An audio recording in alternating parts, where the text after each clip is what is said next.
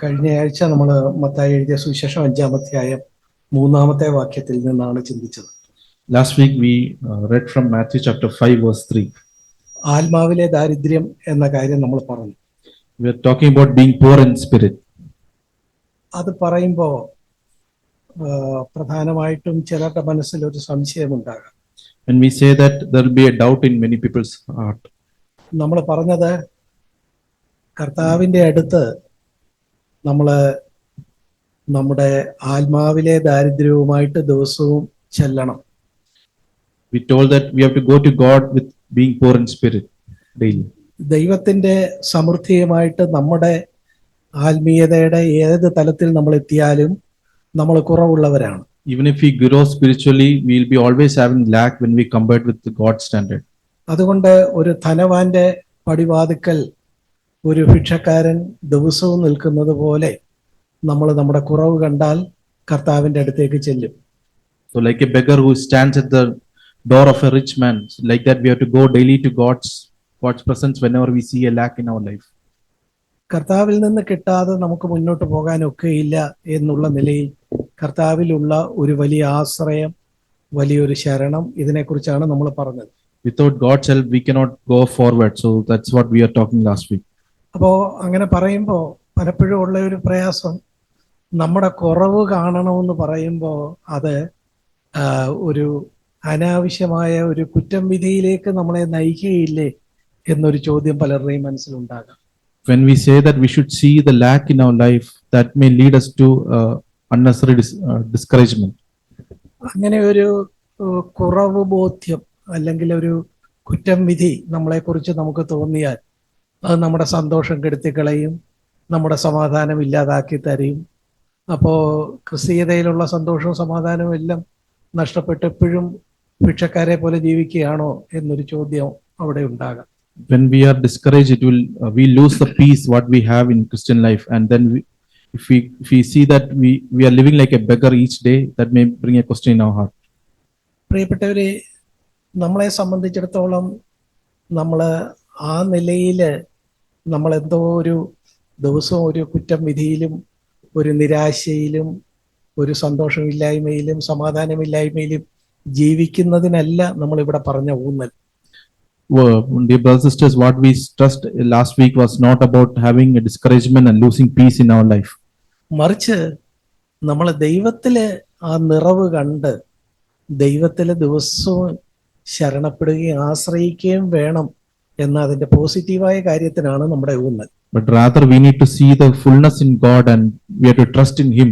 That's what we need. That's what we want to stress today.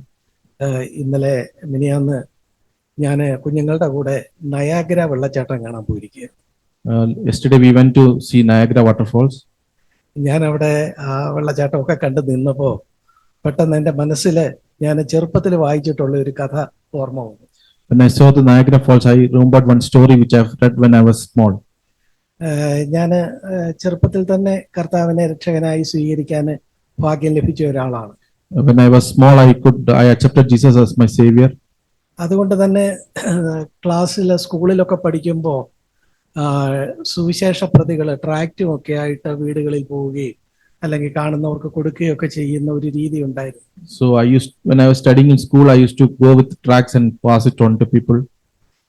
അപ്പോൾ അന്ന് ഞാൻ കൊണ്ടു നടന്നിരുന്ന ഒരു ട്രാക്റ്റ് ഞാൻ മുഴുവൻ വായിച്ചത് എൻ്റെ മനസ്സിൽ ഇന്നലെ നയാഗ്ര വെള്ളച്ചാട്ടം ജീവിതത്തിൽ ആദ്യമായി കണ്ടപ്പോൾ ഓർമ്മ വന്നു. So in the tract there was a story about Niagara, and when I saw it yesterday, it came to my mind. അത് ആ സുവിശേഷ പ്രതിയിൽ പറഞ്ഞേക്കുന്ന നയാഗ്രയെ കുറിച്ചുള്ള ആ കഥ ശരിയാണോ എന്ന് എനിക്ക് അറിഞ്ഞുകൂടാ. The story which is mentioned in that gospel tract, I don't know whether it's true or not. അത് ഇങ്ങനെയാണ് ആ കഥ. The story goes like this. ഈ ട്രാക്റ്റുകളിലൊക്കെ ആദ്യം ഒരു കഥ പറഞ്ഞു തുടങ്ങിയാൽ ആളുകളുടെ ശ്രദ്ധ കിട്ടും, അത് കഴിഞ്ഞ് സുവിശേഷ കാര്യങ്ങൾ പറയാം. ഇതാണ് അവരുടെ ഒരു രീതി. In the tract, in the beginning, there will be a story so that to get the attention of the people, then they will share the gospel. അപ്പൊ ഇവിടെയും നയാഗ്രയുടെ ഒരു പടം വെച്ചിട്ട് നയാഗ്രയെ കുറിച്ച് പറഞ്ഞുകൊണ്ടാണ് ഈ ഒരു കഥ പോലെ ഈ ട്രാക്റ്റ് തുടങ്ങുന്നത്. In this tract also, it shows a picture of Niagara and says a story about Niagara. അതിൽ പറയുന്നത് ഒരു ദിവസം പെട്ടെന്ന് ഒരു കായികാഭ്യാസി ഒരു വലിയ പരസ്യം അവിടെ നടത്തി. One athlete did he did advertisement there. അതിൽ അദ്ദേഹം പറഞ്ഞത്, ഞാൻ നയാഗ്രയുടെ മുകളിലൂടെ വലിച്ചു കെട്ടിയിരിക്കുന്ന ഒരു വടത്തിലൂടെ നടന്ന് ഒരറ്റം മുതൽ മറ്റേ അറ്റം വരെ പോകും. Yeah, I will cross this Niagara on a rope which has been tied from one end to the other end. അപ്പോൾ അതെല്ലാവർക്കും സന്തോഷമായി. എടാ, ഏതായാലും നയാഗ്ര കാണാൻ വരുന്നു. അപ്പോൾ ഒരാള് മേളില് നയാഗ്ര വെള്ളച്ചാട്ടത്തിന് മുകളിൽ ഒരു വടം കെട്ടി അതേ കൂടെ ബാലൻസ് ചെയ്ത് അപ്പുറം പോവുകയും തിരിച്ചു വരികയും ഒക്കെ ചെയ്യുന്ന കാണാമല്ലോ എന്ന് വിചാരിച്ച് ആള് കൂടി. So the crowd was happy that to see one person walking on the rope from one end to the other end. അപ്പൊ ഇദ്ദേഹം ശരിക്കും ഒരു നല്ല കായിക അഭ്യാസിയായിരുന്നു. Yeah, he was a very good athlete. അപ്പോ അധികൃതര് ഒരു ചെറിയ വടം ഇതിന് മുകളിൽ വലിച്ചു കെട്ടി കായിക അഭ്യാസി ഇത് ഒരറ്റത്ത് നിന്ന് മറ്റേ അറ്റം വരെ നടക്കാനായിട്ട് തയ്യാറായി നിൽക്കുന്നു. So they tied a rope from one end to the other and then he was ready to walk on this rope. അപ്പോ ആളുകളെല്ലാം അക്ഷമരായിട്ടും അത്ഭുതത്തോടെയും താഴെ നിന്ന് ഇതെല്ലാം കണ്ടുകൊണ്ടിരിക്കുകയാണ്. People were standing down thinking what is going to happen.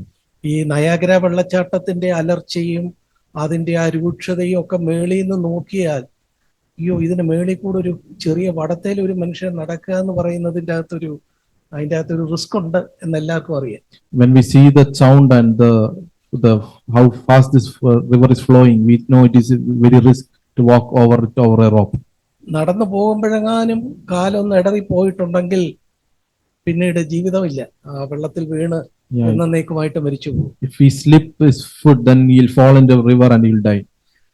ഈ ഒരു ബോധ്യം കൊണ്ട് ആളുകള് അമ്പരപ്പോടെ അക്ഷമയോടെ ഇത് നോക്കി നിൽക്കുകയാണ്. People are astonished and they were looking at this act. ചുരുക്കത്തിൽ സമയമായി ഈ കായികാഭ്യാസി ഈ വടത്തിന്റെ ആ മുകളിൽ കയറി. So now the time has come and he started getting into the rope. രണ്ട് മരങ്ങളെ തമ്മിലോ മറ്റോ ആണ് ഈ വടം വലിച്ചു It കെട്ടിയിരിക്കുന്നത്. is being tied across two trees. അപ്പോ ഒരറ്റത്ത് നിന്ന് കായികാഭ്യാസി മെല്ലെ താഴെയുള്ളവർക്ക് കൈയൊക്കെ വീശിയ ശേഷം അദ്ദേഹം വളരെ ആത്മവിശ്വാസത്തോടെ ഈ വടത്തിലൂടെ നടക്കാൻ തുടങ്ങി.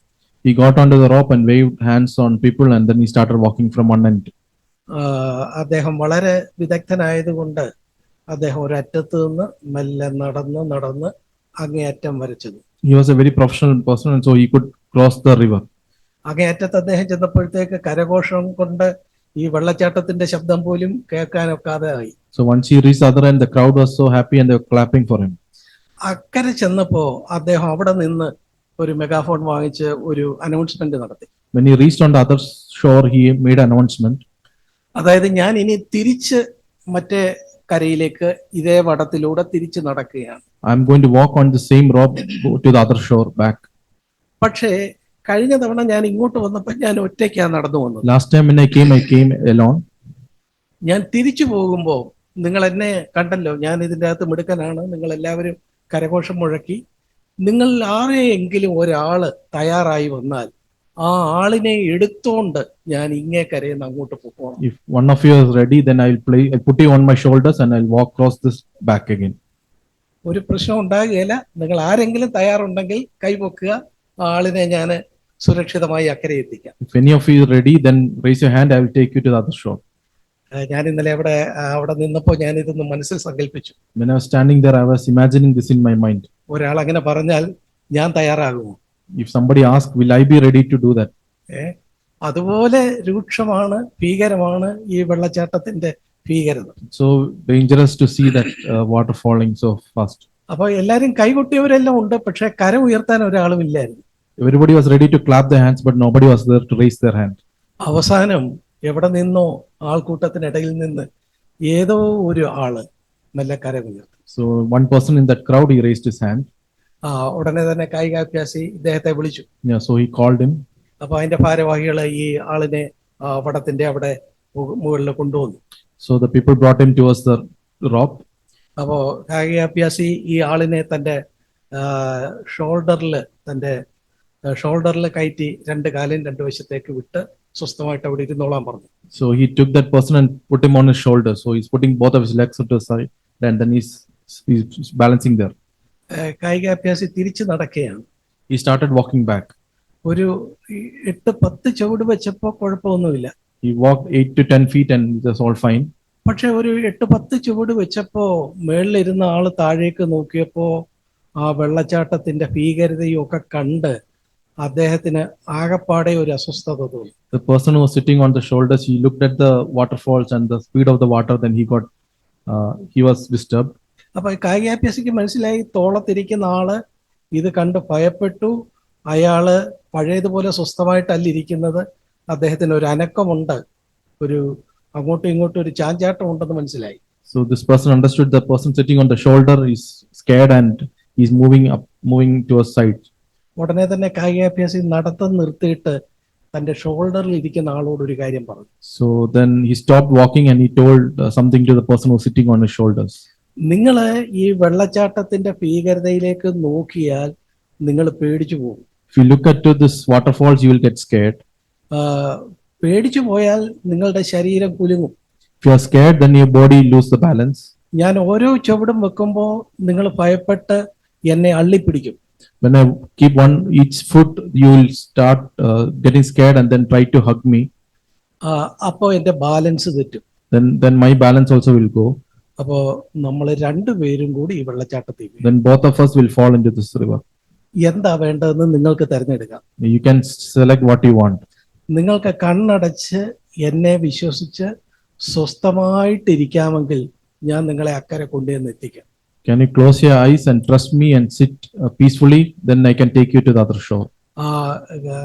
തോളിലിരുന്ന ആള് എന്നെ അത് മനസ്സിലായി, അത് ശരിയാണ്, അല്ലെങ്കിൽ ഞങ്ങളുടെ രണ്ടുപേരുടെയും ജീവിതം അവസാനിക്കുകയാണ്. The person on the shoulder understood that, and then he understood if we lose the balance, then both of them will die.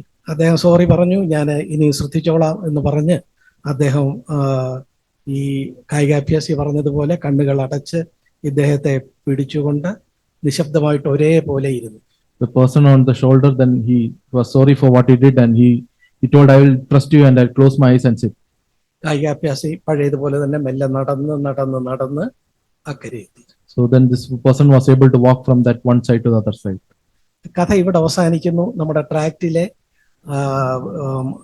ആത്മീയമായ വശങ്ങൾ തുടർന്നാണ് പറയുന്നത്. The story in the tracts ends here, and then the gospel message starts.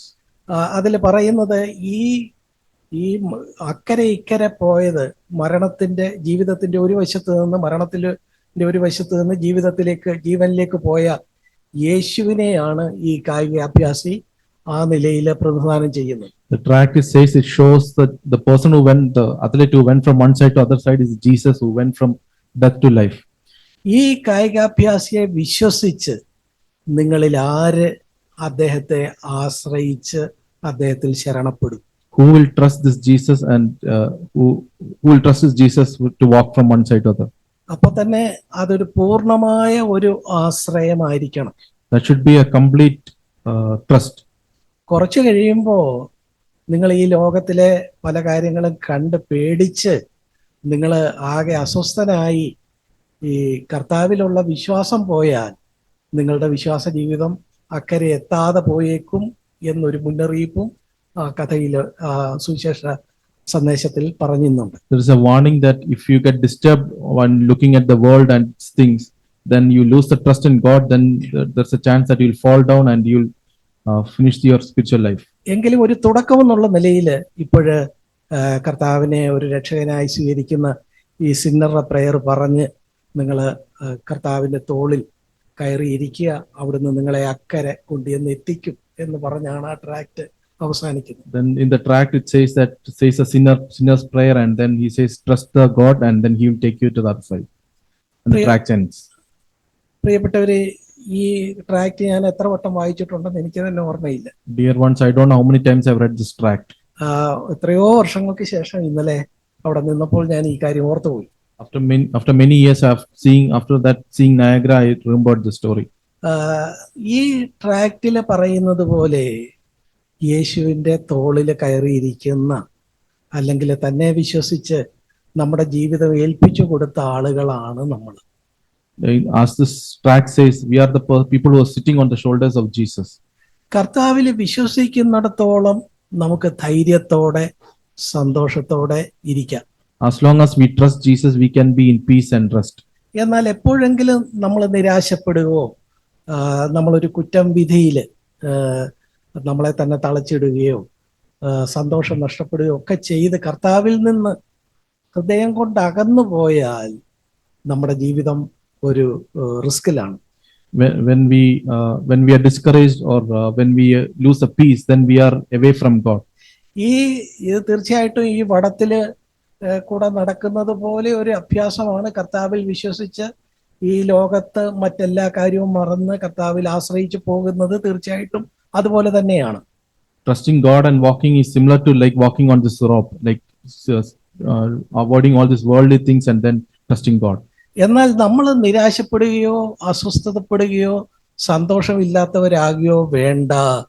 ഈ കായികാഭ്യാസി നല്ല കഴിവുള്ള ആളാണ്, ഒരു കാലിടറുക പോലും ഇല്ല, നമ്മളെ സുരക്ഷിതമായി അക്കരെ എത്തിക്കും.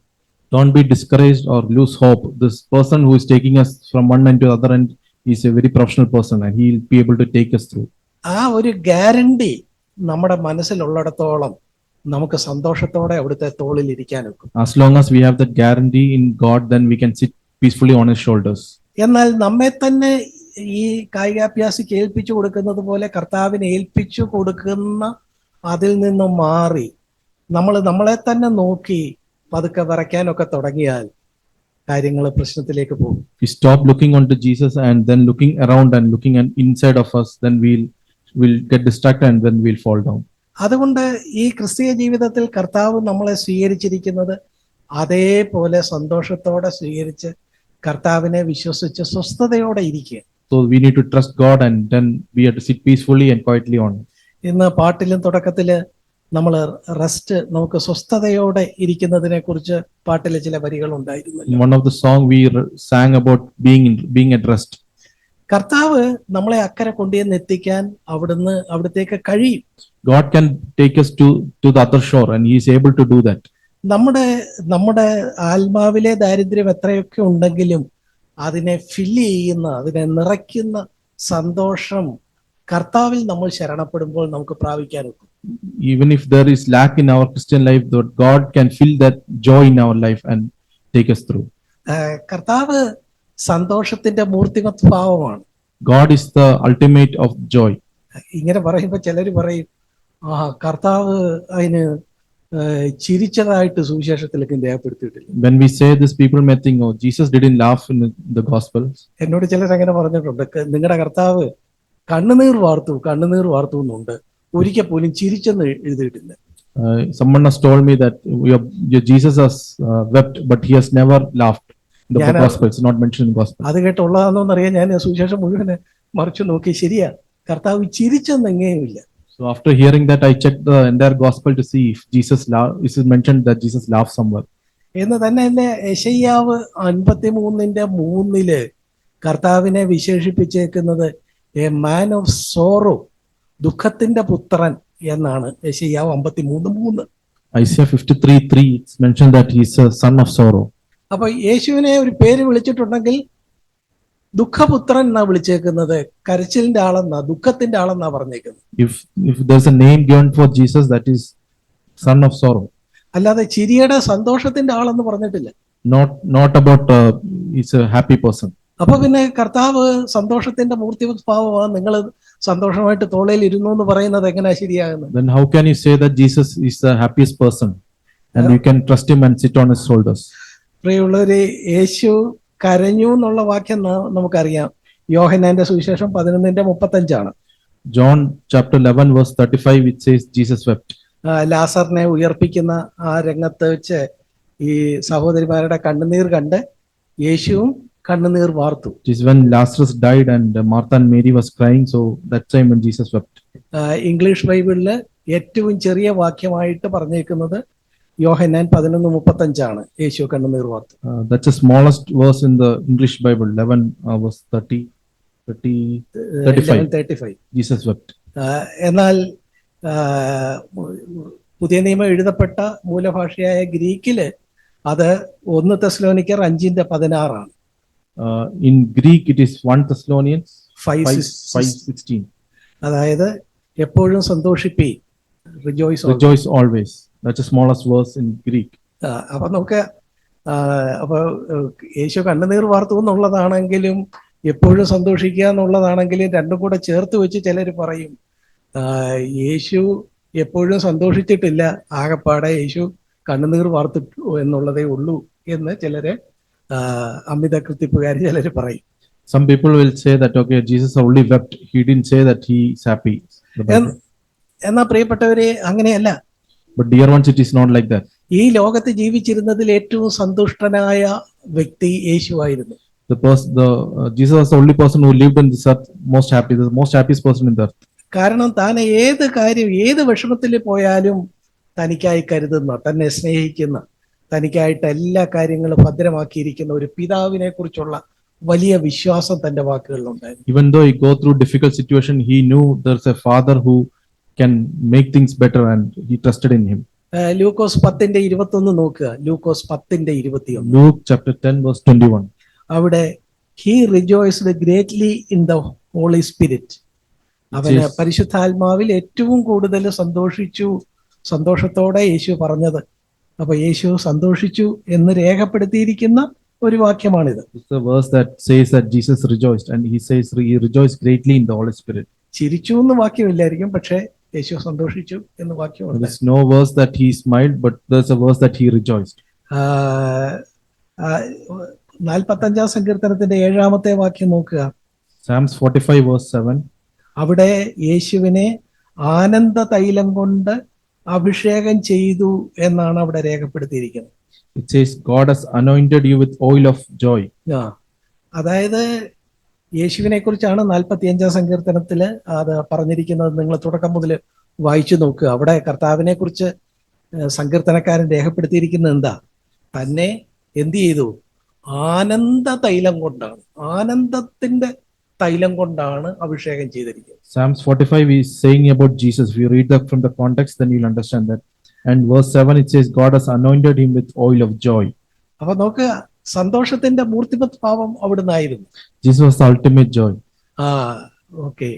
അങ്ങനെയുള്ള ഒരു കർത്താവില് നമുക്കും ആശ്രയിച്ച് സന്തോഷത്തോടെ നമുക്ക് മുന്നോട്ട് പോകാനായിട്ട് ഒക്കും. We can also trust this Jesus and go peacefully in this life. ഈ ലോകത്തിന്റെ നയാഗ്ര വെള്ളച്ചാട്ടത്തെ നമ്മള് വടത്തിലൂടെ കുറുകെ കടക്കുന്നത് ഈ സന്തോഷവാനായ, സ്നേഹവാനായ, കരുതുന്നവനായ, സമാധാനത്തിന്റെ മൂർത്തിമത് ഭാവമായ കർത്താവിനോട് ചേർന്നായിരിക്കണം. We can cross this Niagara Falls of this world by with being close to Jesus and walk along with him. കർത്താവ് താന് ഭൂമിയിലായിരുന്നപ്പോ ഈ കാര്യം നമ്മളോട് പറഞ്ഞിട്ടുണ്ട്. Jesus told this when he was on the earth. യോഹന്നാന്റെ സുവിശേഷം 15:5 എന്ന് പറയുന്ന വളരെ പ്രസിദ്ധമായ വാക്യമാണ്. John 15 verse 5 is a very famous verse. അവിടെ എന്താ പറയുന്നത്? യേശു പറയുന്നു, ഞാൻ മുന്തിരിവള്ളിയാണ്, നിങ്ങൾ കൊമ്പാണ്. Jesus says, I am the vine and you are the branches. ഒരുത്തൻ എന്നിലും ഞാൻ അവനിലും ആണ്. I am in him and he is in me. He abides in me and I am in him. അങ്ങനെ ആയിരിക്കുമ്പോൾ അവൻ വളരെ ഫലം കായ്ക്കും. He will bear much fruit. അവന് എന്നെ പിരിഞ്ഞ് എന്നിൽ നിന്ന് മാറി ഒന്നും ചെയ്യാനായിട്ട് ഒക്കുകയില്ല. കാര്യം ഈ മുന്തിരിവള്ളിയിലെ കൊമ്പ് മാത്രമാണ് അവൻ. For apart from me you can do nothing, because you are the branch on the vine. നോക്ക, നമ്മൾ ആ നയാഗ്രയിലെ അഭ്യാസി പോയപ്പോൾ ആ തോളിലിരുന്ന ആളുമായിട്ട് ചേർത്തൊന്ന് ചിന്തിച്ച്. Let's compare with the person who was sitting on the shoulder of that athlete who crossed the Niagara. ഈ മുന്തിരിവള്ളിയുടെ ഒരു ഭാഗമായിട്ടുള്ള കൊമ്പാണ് നമ്മൾ. We are a branch on this vine. യേശുവാണ് മുന്തിരിവള്ളി. Jesus is the vine. ഒരുത്തൻ എന്നിലും, നമ്മൾ കർത്താവിലും കർത്താവ് നമ്മിലുമായിരിക്കും. We need to abide in him and he will be in us. അതുകൊണ്ടാണ് നമുക്ക് വളരെ ഫലം കായ്ക്കാൻ കഴിയുന്നത്. Then only we can bear much fruit. നമ്മൾ നമ്മുടേതായ ഒരു ഉത്സാഹത്തില് എന്തോ ഫലം ഉൽപ്പാദിപ്പിക്കുകയല്ല. We cannot bring out this fruit in our own strength. ഈ മുന്തിരിവള്ളിയില് അതിന്റെ ഭാഗമായിരിക്കുന്നിടത്തോളം അതിൽ നിന്നുള്ള രസം ഒഴുകി വന്ന് കൊമ്പായ നമ്മിൽ സ്വാഭാവികമായിട്ട് ഫലമുണ്ടാവുകയാണ്. As long as we are in this vine, the sap will flow and then will bring out the fruit. അപ്പോ ഈ ഫലം ഉണ്ടായതിന്റെ ക്രെഡിറ്റ് ആർക്കാണ്? Who will get the credit of this fruit? മുന്തിരിവള്ളിക്കാ. മുന്തിരിവള്ളിയില് നമ്മൾ കൊമ്പായിട്ട് വസിച്ചില്ലായിരുന്നെങ്കിൽ ഈ കൊമ്പില് ഫലം ഉണ്ടാകുമായിരുന്നില്ല. It is for the vine. Even if we don't trust, if we don't be in the vine, then the fruits won't have come. പ്രിയപ്പെട്ടവരെ, ആ നിലയില് നമ്മൾ ആയിരിക്കുമ്പോ നമ്മളോട് അവിടെ ഒരു മുന്നറിയിപ്പ് പറഞ്ഞിരിക്കുന്നു. ഈ കൊമ്പ് മുന്തിരിയിൽ നിന്ന് പിരിഞ്ഞു പോകരുത്. പിരിഞ്ഞു പോയാൽ പിന്നെ രക്ഷയില്ല. There's a warning for us that if we are apart from me, you can do nothing. ഈ യോഹന്നാന്റെ സുവിശേഷം 17:21 വാക്യം നോക്കുക. John യോഹന്നാൻ chapter 17 verse 21. 17:21 അവിടെയും കർത്താവിന്റെ പിതാവിനോടുള്ള പ്രാർത്ഥനയില് ഈ കാര്യം വിശദമാക്കുന്നുണ്ട്. In the prayer also this things is being revealed. പിതാവേ നീ എന്നിലും ഞാൻ നിന്നിലും ആകുന്നത് പോലെ അവരും, അതായത് നമ്മളും അവനിൽ ഒന്നാകേണ്ടതിന് എന്നൊക്കെയാണ് ആ വാക്യം പറയുന്നത്. That they may be all be one, as Father and I are, even as you, Father, are in me and I in you, that you may be in us. പ്രിയപ്പെട്ടവരെ, ഇതെല്ലാം വാക്യങ്ങൾ നമുക്ക് എല്ലാവർക്കും അറിയാം. We all know these verses. എങ്കിലും പ്രിയപ്പെട്ടവരെ, നമ്മിൽ ആരെങ്കിലും ഒരു അനാവശ്യമായ ഒരു കുറ്റം വിധിയോടെ ക്രിസ്തീയ ജീവിതം ഒരുതരം തലവേദന പിടിച്ച ഒന്നാക്കി മാറ്റിയിട്ടുണ്ട്? Are we discouraged and thinking that Christian life is a headache? ഞങ്ങൾക്ക് മലയാളത്തിലൊരു നമ്മുടെ ഒരു സുവിശേഷ മാസിക ജീവമൊഴികൾ എന്നൊന്ന് നമ്മൾ നടത്തിയിരുന്നു. We were publishing a magazine in Malayalam in the Indian language. അവിടെ ഞാൻ ഒരിക്കൽ നമ്മൾ ഇങ്ങനെ എഴുതി, രണ്ടു തരം ക്രിസ്ത്യാനികളുണ്ട്. There are two type of Christians. കർത്താവിൽ ആശ്രയിച്ച സന്തോഷത്തോടെ ചിരിച്ചുകൊണ്ടിരിക്കുന്ന ക്രിസ്ത്യാനി. One who trusts God and those who are happy. രണ്ടാമത് തലവേദന ക്രിസ്ത്യാനികൾ, headache Christians. Second is headache Christians. അതാരാ ഈ തലവേദന ക്രിസ്ത്യാനി? Who are these headache Christians? ഈ തലവേദന ക്രിസ്ത്യാനിയെ മനസ്സിലാക്കാൻ വളരെ എളുപ്പം. It is very easy to identify a headache Christian. ക്രിസ്തീയ ജീവിതമൊക്കെയാണ് അവൻ നയിക്കുന്നതും അവൻ മീറ്റിങ്ങിന് പോകുന്നുമുണ്ട്. He is also living this Christian life and is going to meetings regularly. പക്ഷേ ഈ ക്രിസ്തീയതയിൽ ഉണ്ടെന്ന് പറയുന്ന ഈ സന്തോഷമൊന്നും അവന്റെ മുഖത്ത് നോക്കിയാൽ കാണാനില്ല. But he doesn't have the joy in this Christian life. തത്വത്തിൽ പറയുമ്പോ വലിയ സന്തോഷമെന്നൊക്കെ പറയും. Words he says that there is a lot of joy. പക്ഷേ ലോകമനുഷ്യരെക്കാളും പല കാര്യങ്ങളെ കുറിച്ച് ഓർത്ത് തലവേദന പിടിച്ച് തലപുണ്ണാക്കി ജീവിക്കുന്ന headache Christian. Yeah, he is anxious about many things and he is called headache Christian. പ്രിയപ്പെട്ടവര്, ഇതിന്റെ ആവശ്യമുണ്ടോ? Dear ones, is it necessary? ഈ തലവേദന ക്രിസ്ത്യാനി ഒരു ക്രിസ്തീയതയെ കുറിച്ച് ഒരു തെറ്റായ സന്ദേശമാണ് ലോകത്തിന് കൊടുക്കുന്നത്. Headache Christian is giving a negative testimony to the world around. ഒരിക്കലും ഒരു കഥ ഇങ്ങനെ നമ്മള് ഇതിനോട് ചേർത്ത് പറഞ്ഞ ഒരു ഉപമ ഇങ്ങനെ പറയാറുണ്ട്. There is a story which is being said like this. ഒരാള് ഒരു ക്രിസ്തീയതയിലൊന്നും ഒരു സന്തോഷമൊന്നുമില്ല. One person who is not much interested in Christianity. ക്രിസ്തീയതയില് He സന്തോഷമില്ല. doesn't have much joy in Christian life. ക്രിസ്ത്യാനിയാണ്, പക്ഷെ സന്തോഷമില്ല. He's a Christian but he doesn't have the Christian joy. അദ്ദേഹത്തിന്റെ മുഖത്ത് നോക്കിയാലും എപ്പോഴും എന്തോ ഒരു 100 കിലോയുടെ ഒരു ഭാരം തലയിൽ ഇരിക്കുന്ന പോലെ വളരെ വിഷമിച്ചായിരിക്കും. When we look at him, as if he is carrying 100 kg of weight on his head. അപ്പൊ ഒരു ദിവസം അദ്ദേഹം ബസ്സിൽ പോയപ്പോൾ അടുത്തിരിക്കുന്ന ഒരാൾക്ക് ഒരു ട്രാക്ട് കൊടുത്തു. When he was going in a public bus and he gave a tract to a person sitting next to him. ട്രാക്ടിന്റെ ഹെഡിങ് എന്റെ സന്തോഷത്തിന്റെ രഹസ്യം എന്നാണ്. Heading of the tract or the title of the tract is that the secret of my joy. അപ്പൊ ഈ tract അടുത്തിരുന്ന ആള് വാങ്ങിച്ചു. The person sitting next to him bought the tract. എന്നിട്ട് അതിന്റെ തലക്കെട്ട് വായിച്ചു. And he read the title. എന്നിട്ട് ഈ തന്ന ആളിന്റെ മുഖത്തോട്ടൊന്ന് നോക്കി. And he looked at the person who gave the tract. അപ്പൊ ഒരു 2 മിനിറ്റ് നോക്കിയിരുന്ന ശേഷം ഇദ്ദേഹം ക്ഷമാപണത്തോടെ ട്രാക്ട് തിരിച്ചു കൊടുത്തു. After 2 minutes he gave back the tract with an apology. അദ്ദേഹം പറഞ്ഞു, തിരിച്ചു കൊടുത്തുകൊണ്ട് അദ്ദേഹം പറഞ്ഞു, എനിക്ക് അല്ലാതെ തന്നെ 100 തലവേദനയുണ്ട്, നിങ്ങൾ ഈ തരുന്നത് കൂടെ വാങ്ങിച്ച് കൂടുതൽ തലവേദന എനിക്ക് വേണ്ട. ഏതായാലും നിങ്ങളുടെ കാര്യമായിരിക്കുമല്ലോ, നിങ്ങളുടെ ജീവിതത്തെ കുറിച്ചുള്ളതാണല്ലോ. അപ്പം നിങ്ങളുടേതുപോലെ കൂടുതൽ വിഷമം പിടിച്ച ഒരു ജീവിതം ഞാൻ ആഗ്രഹിക്കുന്നില്ല, അതുകൊണ്ട് നിങ്ങളുടെ ട്രാക്ട് തിരിച്ചു തരുന്നു എന്ന് പറഞ്ഞു എന്നാണ് കഥ. I already have a lot of headache. I don't want to take one more headache and be sad like you. പ്രിയപ്പെട്ടവരെ, ഓഫീസിലും ബസ്സിലും ഒക്കെ നമ്മളെ കാണുന്ന ആളുകള് സത്യത്തിൽ നമ്മൾ പറയുന്ന സുവിശേഷം കേട്ട് അതിനോട് അവർക്ക് താല്പര്യം വരണമെങ്കിൽ ഇത് സന്തോഷത്തിന്റെയും തൃപ്തിയുടെയും ഒരു ജീവിതമാണെന്ന് നമ്മൾ നമ്മുടെ ജീവിതത്തിലൂടെ അവർക്കൊരു സന്ദേശം കൊടുക്കണ്ടേ. The people who works with us, who travel with us should see this joy in us. Then only they'll get an impression that there's a Christian life and there's a joy in that. ആളുകളെ നമുക്ക് കബളിപ്പിക്കാൻ ഒക്കെയില്ല. We cannot fool people.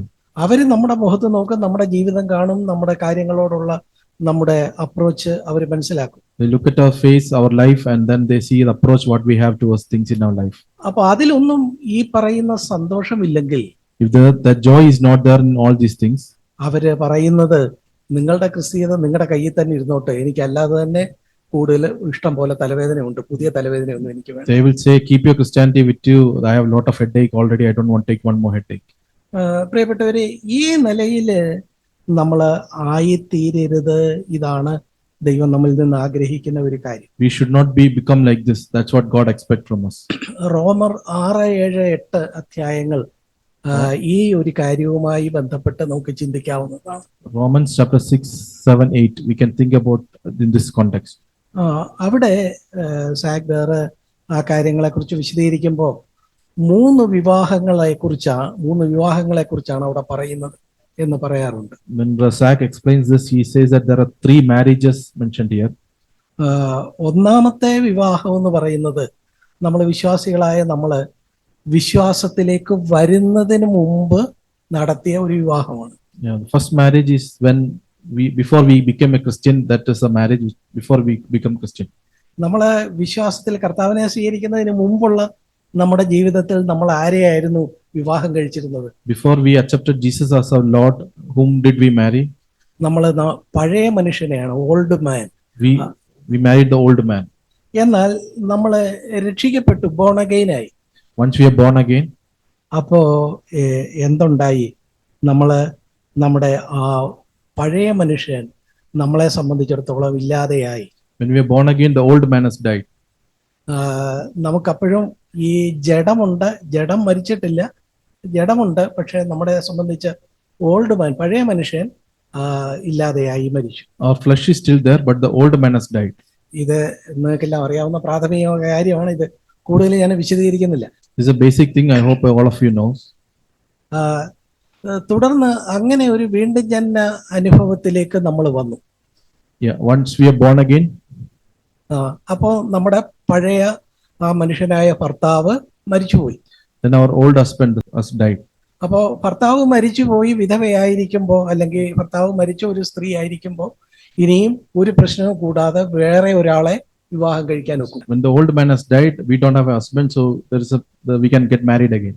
നമുക്ക് വിവാഹം കഴിക്കാൻ ഒരാളെ താല്പര്യമുണ്ട് താനും. We want to marry one person. അതാരാണ്? Who is that? അത് കർത്താവാണ്. That is Jesus. കർത്താവിനോടുള്ള അടുത്ത ഒരു ബന്ധം, ഒരു ഭാര്യാഭർത്തൃ ബന്ധം, അതിനാണ് നമ്മൾ ആഗ്രഹിക്കുന്നത്. We want to get marry Jesus and to live with him. That's what we want to do. അപ്പൊ ആദ്യത്തെ വിവാഹം, അത് കഴിഞ്ഞ് രണ്ടാമത് കർത്താവിനെ വിവാഹം കഴിക്കാൻ ആഗ്രഹിക്കുന്നു. Yeah, first marriage was with the old man. The second marriage was with Jesus. പഴയ മനുഷ്യൻ മരിച്ചു പോയത് കൊണ്ട് യേശുവിനെ വിവാഹം കഴിക്കുന്നതിന് കുഴപ്പമില്ല താനും. Since the old man has died, then we can marry Jesus. പക്ഷേ നമ്മള് ആ ഭാഗങ്ങള് റോമർ 6, 7, 8 ഭാഗങ്ങൾ വായിക്കുമ്പോൾ നമ്മൾ കാണുന്നത് എന്താ? ആ വിശ്വാസി യേശു ആണെന്ന് തെറ്റിദ്ധരിച്ച് ന്യായപ്രമാണത്തെ, ലോയെയാണ് വിവാഹം കഴിക്കുന്നത്. When we read 6, 7, 8, we see that person thought it is Jesus and he went and married law. നമ്മളിത് നമ്മുടെ ജീവിതത്തോട് ചേർന്ന് നോക്കുക. നമ്മള് വിശ്വാസികളായി അല്ലെങ്കിൽ രക്ഷിക്കപ്പെട്ട് സഭയിൽ വരാൻ തുടങ്ങി. Let's compare with our life. We got born again and we started coming to the church. കർത്താവ് നമ്മുടെ പാപങ്ങളെ ക്ഷമിച്ചു, നമ്മളെ സ്നേഹിക്കുന്നു, സമാധാനം നൽകുന്നവനാണ്. ഇതെല്ലാം കേട്ടാണ് വന്നത്. We heard that Jesus loves us and he gives us peace. കർത്താവിനെ വിവാഹം കഴിക്കുന്നുവെന്ന് വിചാരിച്ചാണ് നമ്മൾ ബോൺ അഗെയിൻ ആയിട്ട് വീണ്ടും ജനന അനുഭവത്തിലേക്ക് വന്നത്. We thought we are going to marry Jesus and we came to this born again life. തീർച്ചയായിട്ടും കർത്താവുമായിട്ട് വ്യക്തിപരമായ ഒരു ബന്ധത്തിലേക്ക് ആ നിലയിൽ വന്നു. It's true that we came into a personal relationship with Jesus. എന്നാൽ എല്ലാത്തിലും നമ്മളെ നിയന്ത്രിക്കുന്ന, ഭരിക്കുന്ന ഒരു ഭർത്താവായിട്ട് യേശുവിനെ നമ്മൾ സ്വീകരിച്ചിട്ടുണ്ടോ? Have we accepted Jesus as one who controls? പലരെ സംബന്ധിച്ചിടത്തോളവും ദൈവവചനത്തില് ഈ ക്രിസ്തീയ ജീവിതം ജീവിക്കാനായിട്ട് പറഞ്ഞേക്കുന്ന ഒത്തിരി നിയമങ്ങളെയാണ് അവർ വിവാഹം കഴിച്ചത് എന്ന് തോന്നുന്നു. Many people have married the law which is been written in the word. അതുകൊണ്ട് ഈ ഈ നിലയിൽ പുതിയ നിയമത്തിലും ഒക്കെ രേഖപ്പെടുത്തിയിരിക്കുന്ന ആ നിലയിലുള്ള പ്രമാണങ്ങള് ജീവിതത്തിൽ അവർ പാലിക്കാനായിട്ട് ശ്രമിക്കുന്നു. So they try to obey all these laws in the which is been written in the word. അപ്പോൾ ശരിക്കും പറഞ്ഞാൽ യേശുവിനെ ആയിരുന്നു വിവാഹം കഴിക്കാൻ താല്പര്യപ്പെട്ടത്, പക്ഷേ ഫലത്തിൽ അവർ വിവാഹം കഴിച്ചത് ആരെയാണ്? ഈ ന്യായപ്രമാണത്തെ. Actually, they were supposed to marry Jesus, but they went and married the law. ഫലം എന്താ ഉള്ളത്? What happened? ഈ പുതിയ ഭർത്താവ് വലിയ കൃത്യക്കാരന്. This new husband is very punctual.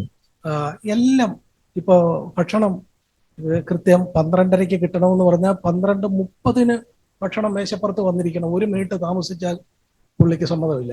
The lunch should be served at 12:30, then the food should be on the table at 12:30. He cannot wait for even 1 minute. തന്റെ ഷർട്ടും പാന്റും എല്ലാം അയൺ ചെയ്ത് ഭംഗിയായിട്ട് ഓഫീസിൽ പോകുമ്പോൾ കൊണ്ടെത്തിക്കണമെന്ന് പറഞ്ഞാൽ 1 മിനിറ്റ് മാറാൻ ഒക്കുകയില്ല. തേച്ചതിൻ്റെ അകത്ത് നിന്നും ഭംഗികേട് വരാൻ ഒക്കുകയില്ല. അദ്ദേഹം നിയമത്തിന്റെ കാര്യത്തിൽ വളരെ സ്ട്രിക്റ്റ് ആണ്. He is very strict. Even if we give a dress to iron, then it should be properly ironed. പ്രിയപ്പെട്ടവർ, ഇങ്ങനെ ഒരാളെ ഭർത്താവായിട്ട് കിട്ടാൻ എത്ര പേർക്ക് ആഗ്രഹമുണ്ട്? How many of you want a husband like this? അതായത് ചിലരെ സംബന്ധിച്ചിടത്തോളം ക്രിസ്തീയ ജീവിതം ഈ നിലയിൽ ഒരു ഭർത്താവിന് കീഴടങ്ങി ജീവിക്കുന്നത് പോലെ വളരെ വിഷമം പിടിച്ച ഒന്നാണ്. For some people, the Christian life is like this, submitting to a strict husband. നമുക്ക് ചില വാക്യങ്ങൾ നോക്കാം. റോമർക്കെഴുതിയ ലേഖനത്തിന്റെ 7-ാം അധ്യായത്തിന്റെ 14-ാമത്തെ വാക്യം നമുക്കൊന്ന് നോക്കാം. Let's read Romans chapter 7 verse 14. അവിടെ പൗലോസ് പറയുന്നത് ഇങ്ങനെയാണ്. Paul writes like this. 7-ാം അധ്യായത്തില് നമ്മൾ വരുമ്പോ അവിടെ നമ്മൾ കാണുന്നത് ഇങ്ങനെ ഒരു ഭർത്താവിനോടൊത്ത് ജീവിക്കുന്നതിലുള്ള പ്രയാസങ്ങളെ കുറിച്ചാണ്. In chapter 7, it says about the problem we face when we live with such a strict husband. അതായത് അവനെ സംബന്ധിച്ചിടത്തോളം അവന് എന്താ അങ്ങനെ ജീവിക്കാനായിട്ട് ശ്രമിച്ച് തന്നെത്താനെ ഒരു ആ നിലയിലെ വിഷമം പിടിച്ച ഒരു ജീവിതത്തിലേക്ക് കടന്ന ഒരാളെ കുറിച്ചാണ് പൗലോസ് തന്റെ അനുഭവത്തോട് ചേർത്ത് ഇത് പറയുന്നത്. Paul compares his life there and then he says how difficult it is to live with such a difficult strict husband. നമ്മൾ റോമർക്കെഴുതിയ ലേഖനത്തിലെ ആ വാക്യങ്ങൾ നമുക്ക് വളരെ വേഗത്തിൽ നോക്കാം. 7-ന്റെ 14-ാമത്തെ വാക്യത്തില് ഇങ്ങനെ പറയുന്നു, ന്യായപ്രമാണം ആത്മീകമെന്ന് നാം അറിയുന്നു, ഞാനോ ജഡമയൻ, പാപത്തിന് ദാസനായി വിൽക്കപ്പെട്ടവൻ. Romans chapter 7 verse 14. For we know that law is spiritual, but I am of flesh, sold into bondage to sin. അതായത് ന്യായപ്രമാണം നമ്മളോട് പറഞ്ഞിരിക്കുന്നത് കൊല ചെയ്യരുത്, വ്യഭിചാരം ചെയ്യരുത്, ഇതിന്റെയൊക്കെ ആന്തരികമായ അർത്ഥം കൂടെ എടുത്താണ് നമ്മളോട് പുതിയ നിയമത്തിൽ പറഞ്ഞിരിക്കുന്നത്. Yeah, in the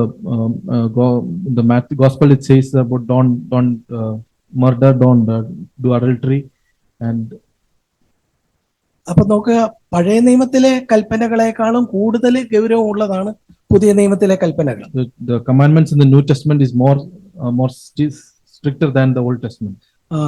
അങ്ങനെയുള്ള ആ കാര്യങ്ങൾ പാലിക്കാനായിട്ട് നിർബന്ധിതനാകുന്ന ഒരു വിശ്വാസി, The person who have to follow such a strict commandments.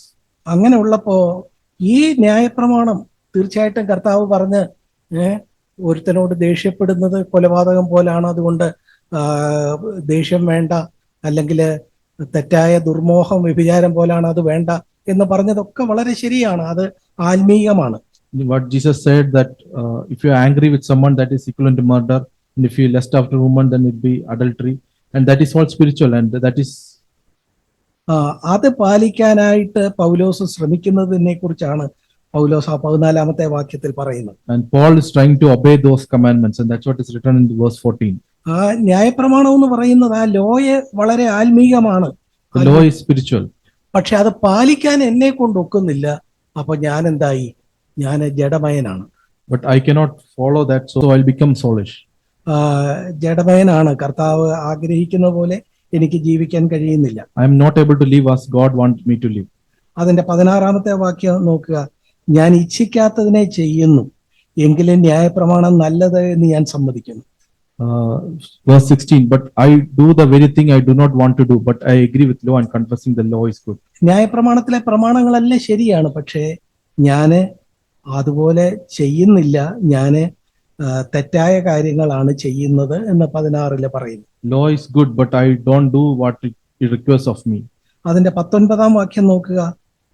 എല്ലാം റോമർ 7 നിന്നാണ് ഞാൻ വായിച്ച. 7:14, 7:16, 7:19 പറയുന്നു, ഞാൻ ചെയ്യുവാൻ ഇച്ഛിക്കുന്ന നന്മ ചെയ്യുന്നില്ല, ഇച്ഛിക്കാത്ത തിന്മയാണ് പ്രവർത്തിക്കുന്നത്. I'm reading from chapter 7, verse 14, 16, and 19. It says, for the good that I want, I do not do, but I practice the very evil that I do not want.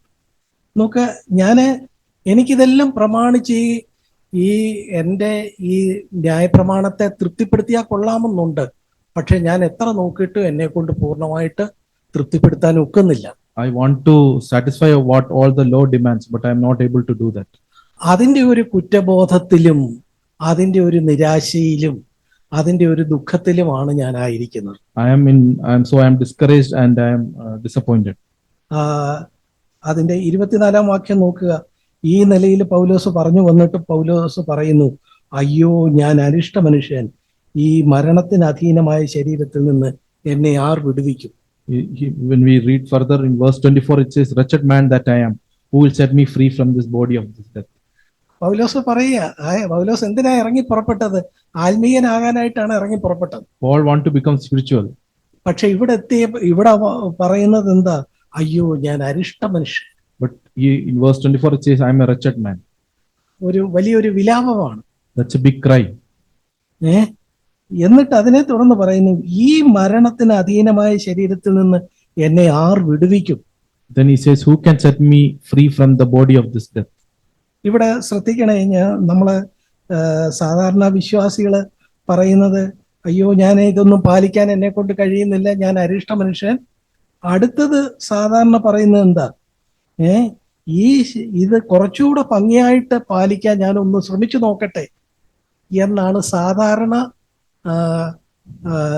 വിശ്വാസികളെ ചിന്തിക്കുന്നതും പറയുന്നതും. Usually Christians will say that, okay, wretched man that I am, let me try little more and then try to obey this. എന്നാൽ ഇവിടെ പൗലോസിന് തന്നെ ഇനിയും ശ്രമിച്ചാൽ ഒരു രക്ഷയും ഇല്ല എന്നുള്ള ഒരു ബോധ്യമുണ്ട്. Paul understood that even if he try again, it won't work out. അതുകൊണ്ട് പൗലോസ് തന്നിൽ തന്നെ ഒരു ഉറപ്പോടെ ഞാൻ ഒന്നുകൂടെ ഒന്ന് ശ്രമിച്ചു നോക്കട്ടെ എന്നല്ല പറയുന്നത്. So Paul doesn't have confidence in himself and he is not going to try again. അയ്യോ ഞാൻ അരിഷ്ട മനുഷ്യൻ, എന്നെ ആരാണ് ഈ ശരീരത്തിൽ നിന്ന് രക്ഷിക്കാൻ ആരാ ഉള്ളത്? Oh, I am a wretched man, who is there to set me free from this body of this death? പൗലോസ് തന്നിലല്ല നോക്കുന്നത്, എനിക്കൊരു രക്ഷ വരാൻ വേറെ ആരെങ്കിലും എന്നെ രക്ഷിക്കാൻ ഉണ്ടോ എന്നാ നോക്കുന്നത്. Paul is not looking inside of him, but he is looking outside and asking, who is there to set him free? O praise the Lord. ആ ചോദ്യത്തിന് എന്നെ ആര് രക്ഷിക്കും, എന്നെ ആർ വിടുവിക്കും എന്ന ചോദ്യത്തിന്റെ മറുപടിയാണ് 25-ാമത്തെ വാക്യം. Verse 25 is an answer to that question, who will set me free from this body of this death? എന്നെ ആർ വിടുവിക്കും എന്ന് ചോദിച്ച് പുറത്തോട്ട് നോക്കിയപ്പോ അവിടെ നമ്മുടെ കർത്താവായ യേശുക്രിസ്തു കർത്താവുണ്ട്. Who will set me free? And he asked this question, and then we see in verse 25 that thanks be to God through Jesus Christ our Lord. അതൊരു കണ്ടെത്തലാണ്. That is a finding. അതിന്റെ 8:1 കണ്ടോ? അതുകൊണ്ട് ഇപ്പോൾ ക്രിസ്തുയേശുവിലുള്ളവർക്ക്, അതായത് എനിക്ക് ഒരു ശിക്ഷാവിധിയും ഇല്ല, എനിക്കൊരു കുറ്റം വിധിയും ഇല്ല. Romans 8:1 it says, therefore there is no condemnation for those who are in Christ Jesus. എനിക്ക് പാപത്തിന്റെയും മരണത്തിന്റെയും പ്രമാണത്തിൽ നിന്ന് ഈ ആത്മാവിന്റെ പ്രമാണം, അല്ലെങ്കിൽ ഞാൻ കണ്ട കർത്താവ് എന്നെ എന്ത് ചെയ്യും? സ്വാതന്ത്ര്യം വരുത്തും. For the law of the spirit of life in Christ Jesus has set you free from the law of sin and death. അതിന്റെ 3-ാമത്തെ വാക്യം, ജഡത്താലുള്ള ഇതിനു വേണ്ടിയാണ് ദൈവം തന്റെ പുത്രനെ പാപജഡത്തിന്റെ സാദൃശ്യത്തിലും പാപം സംബന്ധിച്ചും നിമിത്തവും അയച്ചത് എന്ന് നമ്മൾ കാണുന്നു. Verse 3 it says, for what the law could not do, weak as it through the flesh, God did, sending his own son in the likeness of sinful flesh, and as an offering for sin he condemned sin in the flesh. അപ്പൊ നമുക്ക് നമ്മളെ പറഞ്ഞു വന്ന സംഭവങ്ങൾ നിങ്ങൾ മറന്നു പോകല്ലേ. അതായത് പഴയ മനുഷ്യൻ മരിച്ചു കഴിഞ്ഞപ്പോ കർത്താവിനെ വിവാഹം കഴിച്ച് സന്തോഷമായിട്ട് ജീവിക്കാനായിരുന്നു വിശ്വാസി ആഗ്രഹിച്ചത്. Even as we are saying, the first marriage, the old self has died, so they want to marry Jesus, and he want to live happily, but ended up marrying the law. നിയമത്തെ വിവാഹം ചെയ്തു കഴിഞ്ഞപ്പോ എന്ത് പറ്റി? നിയമം ഈ നമ്മുടെ ജീവിതം അങ്ങ് ദുസ്സഹമാക്കി ഓരോന്നും ചെയ്യാനും പ്രവർത്തിക്കാനും ഒക്കെ നോക്കുമ്പോൾ നമ്മളെ കൊണ്ട് പറ്റുന്നില്ല. അവസാനം നിലവിളിയായി, അയ്യോ ഞാൻ അരിഷ്ട മനുഷ്യൻ. When we married this law, it became very discouraging and disappointing to do what the law requires from us, and it's very much difficult to do it. ഇന്നും സഭയിലുള്ള പലരും അയ്യോ ഞാൻ അരിഷ്ട മനുഷ്യൻ എന്ന് പറഞ്ഞ് പിന്നെയും എന്നാലും ഒന്നുകൂടെ നോക്കട്ടെ, അതായത് പുതിയ വർഷം ആരംഭിക്കുമ്പോൾ ഒരു തീരുമാനം കൂടെ എടുത്ത് ഞാൻ കുറച്ചുകൂടെ നന്നാകാൻ ശ്രമിച്ചു നോക്കട്ടെ എന്നൊക്കെ അവരെ കുറിച്ചുള്ള ഒരു ആത്മവിശ്വാസം നഷ്ടപ്പെടാതെ പിന്നെയും ശ്രമിച്ചുകൊണ്ടിരിക്കുകയാണ്. Many people, even though they see they are wretched, but they want to try again and again, and especially when a new year comes, they think, okay, I'll take a new decision and then try to obey this in this coming year. പക്ഷേ ഇവിടെ കണ്ടോ, ഇവിടെ അതിനൊരു പോംവഴി കാണുകയാണ്. എന്താ? ഓ, എന്നെ R വിടുവിക്കുമെന്ന് പറഞ്ഞപ്പോൾ കർത്താവുണ്ട്, കർത്താവിലേക്ക് ചെല്ലാൻ. There's a solution for that problem, and we see that who will set us free, and Jesus says, Jesus the Lord. പക്ഷെ ഇവിടെ കർത്താവിലേക്ക് ചെല്ലാൻ ഒരു പ്രശ്നമുണ്ട്. There's one problem to go to Jesus. നിങ്ങൾ ദയവായിട്ട് എന്റെ കൂടെ നിൽക്കണം, ഞാൻ വളരെ പ്രധാനപ്പെട്ട ചില കാര്യങ്ങളാണ് പറയുന്നത്. I'm telling very serious things, so please be with me. ഈ ആളിന് ഈ വിവാഹ ജീവിതത്തിൽ അസംതൃപ്തിയായി, ഒരു രക്ഷയും ഇല്ല, ജീവിതം ദുസ്സഹമാണ്, കൃത്യം 12:30 ഭക്ഷണം കൊടുക്കണം, വസ്ത്രങ്ങൾ തേച്ചു കൊടുക്കണം, ആകപ്പാടെ ജീവിതം ദുസ്സഹമായി. Life has become difficult after being married to this law, and 12:30 I have to keep the food, and I have to iron the dress properly and give to this new husband. അപ്പോഴാണ് ഏറ്റവും സഹായകനായ കർത്താവിനെ പുറത്ത് കാണുന്നത്. Then they see Jesus who is outside. പക്ഷെ ഈ കർത്താവിലേക്ക് ചെല്ലണമെങ്കിൽ ഇപ്പോഴുള്ള ഭർത്താവ് ജീവിച്ചിരിക്കുമ്പം പറ്റുകയില്ല. So if you have to get married to Jesus, then we cannot go because the current husband is alive. ഈ ഭർത്താവ് ഒട്ട് പഴയ മനുഷ്യനെ പോലെ പെട്ടെന്ന് മരിക്കുകയില്ല. This new husband is not dying like the old self. കാര്യം ഇദ്ദേഹം വളരെ നിയമത്തിന്റെ Old man. Yeah. No, old man, not old self, old man. അതായത് ഈ പുതിയ ഭർത്താവ് ന്യായപ്രമാണം പഴയ മനുഷ്യനെ പോലെ വേഗത്തിൽ മരിക്കുകയില്ല. കാര്യം ന്യായപ്രമാണം എല്ലാം വളരെ കൃത്യമായിട്ട് എക്സസൈസ് ഒക്കെ ചെയ്ത് ഭക്ഷണമൊക്കെ കഴിച്ച് കൃത്യമായിട്ട് ജീവിക്കുന്ന ആളാണ്. The new husband, the law is very he does exercise and maintains body, so he won't die like the old man. ആ ഭർത്താവ് മരിക്കുകയില്ല. പക്ഷെ മരിക്കാതെ എങ്ങനെ എനിക്ക് ഈ കർത്താവിനെ വിവാഹം കഴിക്കാനൊക്കും? This law won't die, so without him dying, how can I marry Jesus? ഇവിടെയാണ് കർത്താവ് ഈ വിശ്വാസിയുടെ ജീവിതത്തിൽ ഇടപെടുന്നത്. This is the time when Jesus intervenes in the life of the believer. ഇവിടെ എന്ത് ചെയ്തു? ഇവിടെ കർത്താവ് ഈ തന്നോടൊപ്പം ഈ ഭാര്യയെ, അതായത് ഒരു സന്തോഷകരമായ ജീവിതത്തിന് ആഗ്രഹിക്കുന്ന ഈ ഭാര്യയെ അങ്ങ് മരിപ്പിക്കുക ചെയ്യുന്നത്. The believer will die along with Jesus, and then so that she is free now. അവള് ഇപ്പം മരിച്ചു കഴിഞ്ഞപ്പോൾ ഈ വിവാഹബന്ധം നഷ്ടമായി, തീർന്നു. Once she is died, then this marriage is over. ഇനി അവൾക്ക് എന്ത് ചെയ്യാം? ആ വിവാഹബന്ധം തീർന്നു, ഒരാള് മരിച്ചു, താനാണ് മരിച്ചത്, തനിക്കിനി ആരെയും വിവാഹം ചെയ്യാം.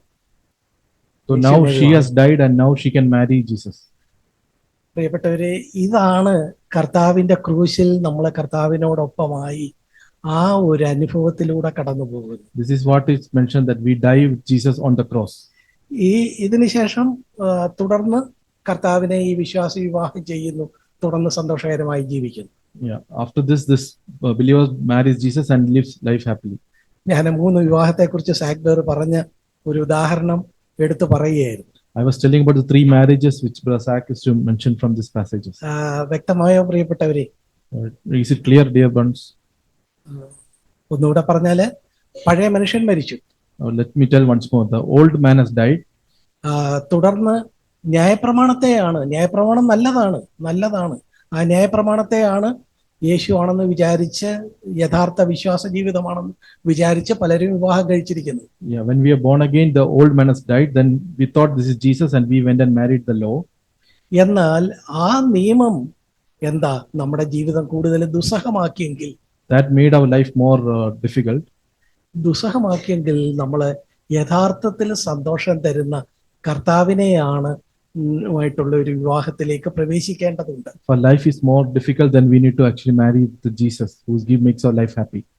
അതിന് തടസ്സമായിട്ടുള്ളത് ഈ വിവാഹബന്ധം വേർപെടുത്താൻ വേണ്ടി നമ്മൾ തന്നെ കർത്താവിനോടൊപ്പം ക്രൂശിൽ മരിച്ച ആ ഒരു കാര്യം യാഥാർത്ഥ്യമാകണം. So if we die with Jesus on the cross, then the second marriage is done, and then we can marry Jesus.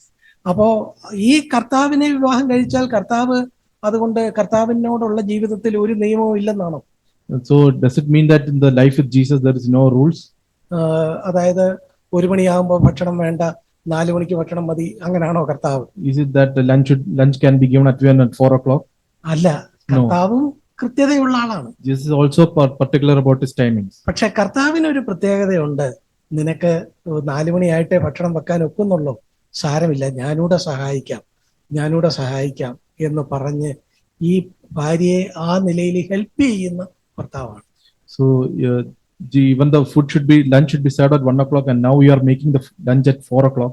Jesus is telling, I will help you to make it early. അങ്ങനെ അവരൊന്നിച്ച് ഭക്ഷണം തയ്യാറാക്കി. അടുത്ത ആഴ്ച ആയപ്പോഴത്തേക്ക് 4 മണിക്ക് വരെ 3:30-ക്ക് ഭക്ഷണം തയ്യാറായി. So both Jesus was helping this believer and started preparing the food, and so now the food is ready at 3:30. പിന്നെയും അവരൊന്നിച്ച് ജീവിക്കുമ്പോൾ ഈ സഹായിക്കുന്ന ഭർത്താവ് അവളെ സഹായിച്ച് അത് ക്രമേണ 3 മണിയായി, 2:30-ആയി, 2 മണിയായി, 1 മണി കൃത്യമായിട്ട് അത് ചെയ്യാനായിട്ട് പറ്റും. So Jesus kept helping this believer, and then now the food is ready at 1 o'clock at the table. ഇവിടെ അവളുടെ ജീവിതം ഒരു ഭാരമല്ല. Now the life is not very difficult for this. ഇവിടെ അവള് കൃത്യമായിട്ട് 1 മണിക്ക് കൃത്യമായിട്ട് ഭക്ഷണം തയ്യാറാക്കുക വേണം. But 1 o'clock only she have to prepare the food. പക്ഷേ അതിന് സഹായിക്കുന്ന, അവളെ കരുതുന്ന, അവളെ മനസ്സിലാകുന്ന, അവളെ ഉൾക്കൊള്ളുന്ന ഒരു ഭർത്താവാണ് ഇപ്പോഴുള്ളത്. So now this new husband Jesus, he knows her and he cares for her. പ്രിയപ്പെട്ടവരെ, ഞാൻ പറഞ്ഞ് അവസാനിപ്പിക്കുമ്പോൾ ഞാൻ ചോദിക്കാൻ ആഗ്രഹിക്കുന്നത്, നിങ്ങൾ ഇതിൽ ഏത് ഭർത്താവിനോടൊപ്പമാണ്? Before I end, I want to ask you, which husband do you live with? തീർച്ചയായിട്ടും സഭയിലുള്ള ആളുകളാകുമ്പോൾ ഒന്നാമത്തെ ഭർത്താവല്ല, രണ്ടാമത്തെയോ മൂന്നാമത്തെയോ ഭർത്താവാണ്. The people in the church is definitely not living with the first husband, but should be second or third. ഇതിൽ രണ്ടാമത്തെ ഭർത്താവിനോടൊപ്പം ജീവിച്ചാലും നമ്മൾ ക്രിസ്ത്യാനികളാണ് എന്നൊക്കെ ഒരു പേരും ഒക്കെ വെളിയിലുണ്ടാവും. Even if we live with the second husband, there is a name that we are Christians. പക്ഷെ നമ്മുടെ ജീവിതം വളരെ ദുസ്സഹമായിരിക്കും. But our life will be very difficult. പൗലോസ് വിലപിച്ചതുപോലെ, അയ്യോ ഞാൻ അരിഷ്ട മനുഷ്യൻ എന്നായിരിക്കും നമ്മുടെ നിലവിളി. Like how Paul cried out, I am also a wretched man. ഇതൊക്കെ ആർക്ക് ചെയ്യാൻ ഒക്കും? Who can do all this? ഇത്രയും നിയമങ്ങളൊക്കെ വെച്ചിരിക്കുന്നു. There are a lot of laws. പഴയ നിയമത്തിലൊന്നുമല്ലേ 10 കൽപ്പന പുറമേ ചെയ്യാവുന്നതായിരുന്നു. The Old Testament, which was the 10 commandments, can be done outside. പുതിയ നിയമത്തിൽ വന്നപ്പോൾ അത് കൂടുതൽ ആന്തരികമാക്കി, കൂടുതൽ കർശനമാക്കി. New Testament has become more internal and it has become more stricter now. ഇതൊക്കെ എന്നെ കൊണ്ട് എങ്ങനെ പാലിക്കാൻ ഒക്കും? How can I do this? ഈ ഒരു കുറ്റബോധത്തിലും നിലവിളിയിലും ജീവിതത്തിൽ ഒരു സന്തോഷവും ഇല്ലാതെ ജീവിക്കുകയാണോ?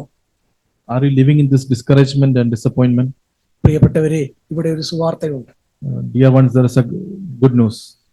നമുക്ക് ഈ ഒരു വിഷമകരമായ ജീവിതത്തിൽ നിന്ന് ദൈവം നമുക്ക് വെച്ചിരിക്കുന്ന യഥാർത്ഥ സന്തോഷത്തിന്റെ ഒരു ജീവിതത്തിലേക്ക് കടക്കാൻ കഴിയും. We can come to a life of joy and happiness in this Christian life. ഈ ന്യായപ്രമാണം അതുകൊണ്ട് എപ്പോഴും കുഴപ്പം പിടിച്ച ആളാണെന്ന് വിചാരിക്കരുത്. Don't think that law is always a difficult person ഞാൻ or problematic person. ഒരു വാക്യം നിങ്ങളുടെ ശ്രദ്ധപ്പെടുത്തട്ടെ. ഗലാത്യർക്ക് എഴുതിയ ലേഖനം 3-ാം അധ്യായം അതിന്റെ 24-ാമത്തെ വാക്യം. Let me read a verse from Galatians chapter 3 verse 24. അതിന്റെ 24-ന്റെ അവസാന ഭാഗം. ന്യായപ്രമാണം അല്ലെങ്കിൽ ലോ ക്രിസ്തുവിന്റെ അടുക്കലേക്ക് നടത്തുവാൻ നമുക്ക് ശിശുപാലകനായി ഭവിച്ചു. അതിന്റെ Galatians 3:24. Therefore the law has become our tutor to lead us to Christ. നോക്കുക, നമ്മൾ വിചാരിച്ച് ഈ ന്യായപ്രമാണം ആകെ കുഴപ്പമാണെന്ന് വിചാരിച്ചു. പക്ഷെ ന്യായപ്രമാണം ഒരു പോസിറ്റീവായ ഒരു കാര്യം ചെയ്യുന്നുണ്ട്. This law is doing something positive. അതെന്തെന്ന് വെച്ചാൽ, ഈ രണ്ടാമത്തെ ഭർത്താവിന് കീഴടങ്ങി ജീവിച്ചപ്പോഴാണ് നമുക്ക് എന്ത് തോന്നിയത്? ഈ ജീവിതം പറ്റുകയില്ല, എനിക്ക് യഥാർത്ഥത്തിലുള്ള കർത്താവിനെ വിവാഹം കഴിക്കണം എന്നുള്ള ഒരു ആഗ്രഹം നമ്മുടെ ഹൃദയത്തിൽ വന്നത്. When we married the second husband and then lived this difficult life, then only we understood that this is not the right way. We need to marry the third husband.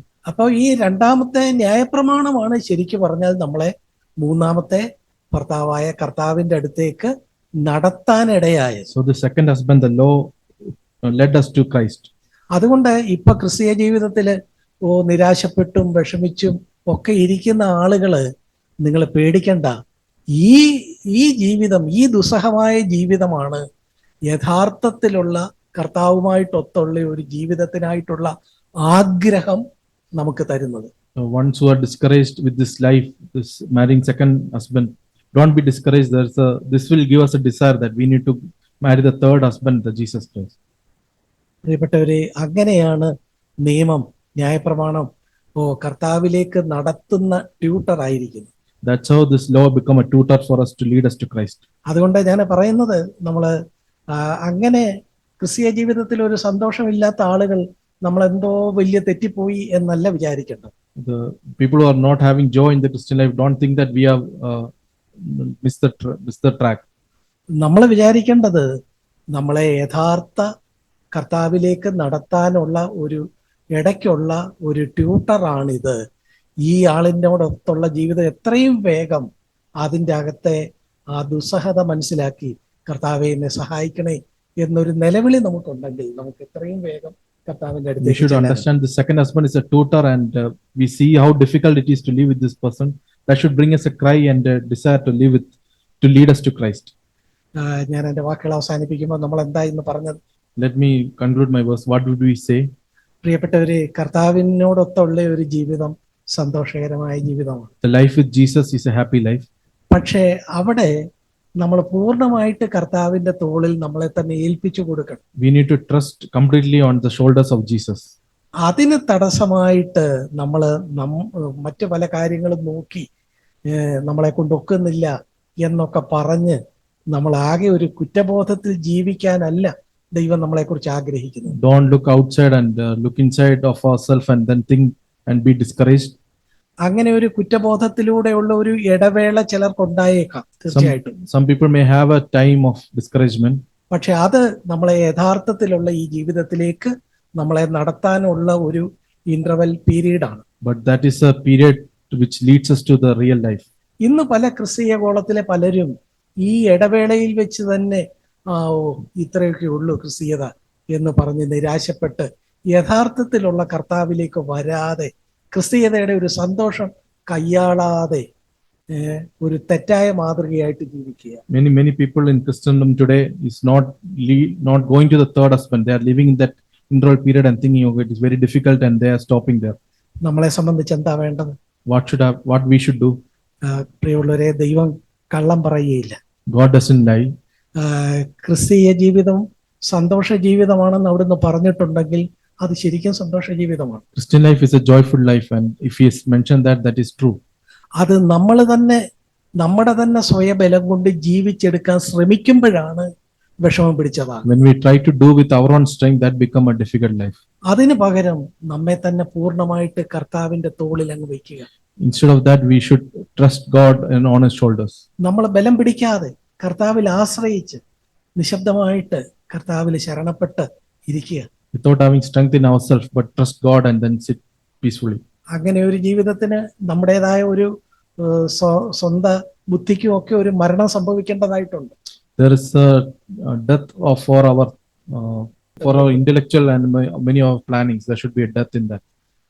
നമ്മൾ കർത്താവിനോടൊപ്പം മരിച്ചു, ഇനി നമ്മുടേതല്ല ജീവിതം, കർത്താവ് നമുക്ക് വേണ്ടി ജീവിക്കുമെന്ന് പറഞ്ഞ് കർത്താവിനായിട്ട് പൂർണ്ണമായിട്ട് ഏൽപ്പിച്ചു കൊടുക്കുക. We died with Christ, so we need to surrender our life to God. അത്തരം അനുഗ്രഹീതമായ ഒരു ജീവിതത്തിലേക്ക് നമ്മളെ നടത്താൻ ദൈവം ആഗ്രഹിക്കുന്നു. This is a blessed life, and God want to lead us to that. കർത്താവ് നമ്മളെ ഓരോരുത്തരെയും അനുഗ്രഹീതമായ ക്രിസ്തീയതയുടെ ഈ വഴിയിലേക്ക് നടത്താനാണ് ആഗ്രഹിക്കുന്നത്. God want to lead us to this wonderful life. ഇവിടെ വരാതെ പകുതിക്ക് വെച്ചിട്ട് നമ്മള് ന്യായപ്രമാണത്തെ വിവാഹം കഴിച്ച് ജീവിതം ദുസ്സഹമാക്കി നമ്മൾ അവസാനിക്കാനല്ല ദൈവം ആഗ്രഹിക്കുന്നത്. God doesn't want us to stop in between thinking that we married Jesus and do all these laws and then get discouraged. മറിച്ച് നമുക്ക് യഥാർത്ഥത്തിലുള്ള ഇങ്ങനെ ഒരു ജീവിതം ഉണ്ടെന്ന് കേൾക്കുക. But first of all, let's hear that there is a life like this. അതിനായിട്ട് ആഗ്രഹിക്കുക, പ്രാർത്ഥിക്കുക. Let's desire and pray for that. കർത്താവിലേക്ക് നോക്കുക. Look unto Jesus. നമ്മളെ സമ്പൂർണ്ണമായിട്ട് കർത്താവിനെ ഏൽപ്പിച്ചു കൊടുക്കുക. Put ourselves full trust in God. ആ, ദൈവം നമ്മളെക്കുറിച്ച് പറഞ്ഞിരിക്കുന്ന ആ സന്തോഷകരമായ ആ ജീവിതം കർത്താവ് തന്നെ അത് പൂർത്തിയാക്കിക്കൊള്ളും. God will bring into pass what He has promised for us. ഫിലിപ്പിയർ 2:12-13 നമ്മൾ കഴിഞ്ഞ ആഴ്ചയും ഒന്ന് പറഞ്ഞിരുന്നു. Philippians chapter 2 verse 13, 12-13. 12 and 13. അതായത് അതിന്റെ തുടക്കത്തിൽ പറയുന്ന ഭയത്തോടും വിറയലോടും കൂടെ രക്ഷയ്ക്കായിട്ട് പ്രവർത്തിപ്പീൻ എന്നാ പറയുന്നത്. It says as work out your salvation with fear and trembling. അത് നമ്മുടെ ഒരു പ്രവൃത്തിയായിട്ടാണ് അവിടെ പറയുന്നത്. It says about the work we have to do. എന്നാൽ അതിനോട് ചേർത്ത് ഉടനെ പറഞ്ഞേക്കുന്ന കണ്ടോ, When we read the next verse, verse 13, അവിടെ പറഞ്ഞേക്കുന്നത് ഈ ഇച്ഛിക്കുന്നതും പ്രവർത്തിക്കുന്നതും ദൈവം തന്നെ ചെയ്തോളും. so God is at work in you both to will and to work for His good pleasure. പ്രിയപ്പെട്ടവരെ, ക്രിസ്തീയ ജീവിതം ഒരു തലവേദന പിടിച്ച ജീവിതമല്ല. Christian life is not a headache life. കർത്താവ് നമുക്ക് വേണ്ടി പ്രവർത്തിച്ചു കൊള്ളും. God will work for us. കർത്താവിനെ പൂർണ്ണമായിട്ട് ഏൽപ്പിക്കുക. Let's trust God completely. നമ്മള് നമ്മുടെ ബലം കൊണ്ട് ഇടയ്ക്ക് കർത്താവിനെ വിട്ടേച്ച് സ്വയമായിട്ട് ജീവിക്കാൻ ശ്രമിക്കാതിരിക്കുക. Don't try to live this life with our own strength. അങ്ങനെ അനുഗ്രഹീതമായ ഒരു ജീവിതത്തിലൂടെ, സന്തോഷകരമായ ഒരു ജീവിതത്തിലൂടെ നമ്മെ മുന്നോട്ട് നടത്താൻ കർത്താവ് God want to lead us into this happy life. ഇങ്ങനെ ഒരു ജീവിതത്തിനായിട്ട് ഒരു ആഗ്രഹം ഉണ്ടാകട്ടെ. We should have a thirst for such a life. അതിനുവേണ്ടി ഒരു പ്രാർത്ഥന ഉണ്ടാകട്ടെ. Let there be a prayer for such a life. നമ്മെക്കുറിച്ചെല്ലാം ഇത്തരം ഒരു സന്തോഷകരമായ ജീവിതമാണ് ദൈവം ആഗ്രഹിക്കുന്നത് എന്ന ബോധ്യത്തോടെ നമുക്ക് ജീവിക്കാം. God want us to lead into this such a wonderful life. നമുക്ക് അതിനായി നമ്മളെ തന്നെ ഏൽപ്പിച്ചു കൊടുക്കാം. Let's trust God for that. ഈ വചനങ്ങളാൽ ദൈവം നമ്മെ അനുഗ്രഹിക്കും. And God bless you all with this verse.